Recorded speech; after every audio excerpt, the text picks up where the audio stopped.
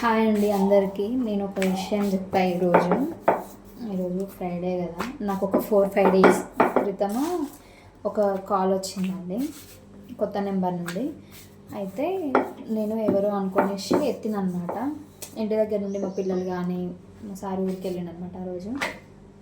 అయితే ఇంటి దగ్గర నుండి పిల్లలు కానీ సార్ కానీ సిగ్నల్ లేకపోతే కొత్త నెంబర్ నుండి ఇట్లా కాల్ చేస్తారేమో అని ఎత్తినమాట. అయితే వాళ్ళు లిఫ్ట్ చేయగానే అన్నారు కదా, మేము జిహెచ్ఎఫ్స్ నుండి మాట్లాడుతున్నాము, మీకేమైనా ఇందిరా మిల్లుల గురించి అని అన్నారు. అంటే ఏం చేయాలి అని అంటే ఫామ్స్ అవి ఇవి అప్లై చేయాలండి, ఫామ్స్ ఇట్లా అని అన్నారు. అంటే దేని గురించి అని అంటే ఇల్లుల గురించి అన్నారు. ఇల్లు నీ బొంద మీద పెట్టుకోరా అని నేను అన్నా. ఒకటే మాట ఫ్రాంక్గా చెప్తున్నా, నాకు కోపం వచ్చింది. మేము ఎందుకంటే ఎలాంటి అప్లికేషన్స్ అలాంటివి ఏమి పెట్టలేదన్నమాట.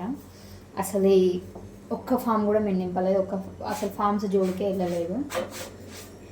మనకు ఇల్లు ఉంటే ఇల్లే రాదు కదా, లేని వాళ్ళకి కదా ఇచ్చేది.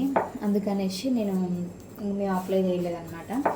అప్లై చేయకముందుకే ఎట్లా వస్తుంది అనేసి మేము ఇల్లు నీ బొంద మీద పెట్టుకోరా అని చెప్పేసిన డైరెక్ట్.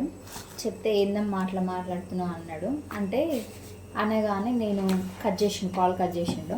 నేను ఒక పెద్ద ఆయన నెంబర్ నుండి పెద్ద ఆయన ఫోన్ నుండి చేసిన, చిన్న ఫోన్ నుండి చేసి, ఇట్లా ఎంతమందిని మోసం చేస్తురు, మీ నెంబర్ పోలీస్ స్టేషన్లో కంప్లైంట్ ఇస్తాను నేను, మీకు ఇంట్లో పిల్లలు లేరా, ఇట్లా ఎంతమందిని మోసం చేస్తారు మీరు అని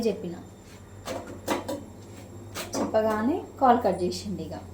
కానీ మీరు కూడా ఇది మనకు ఆశ ఉంటుంది కదా, అవి ఇల్లులు అని లోన్స్ అని అవన్నీ ఇవన్నీ ఇస్తున్నాము అని అంటే ఆశ ఉంటుంది కాబట్టి ఒకటి చూసుకుంటే ఇంకొకటి పోతుంది. అట్లాంటిది ఏం చేయమాకురి.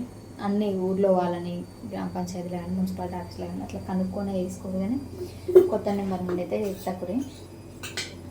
ఆల్రెడీ ఫోన్లో మనం ఎవరికైనా కాల్ చేసినప్పుడు ఫోన్లో చెప్తూనే ఉన్నారు అట్లాంటి కాల్స్ వస్తున్నాయి, లిఫ్ట్ చేయకండి అని కూడా.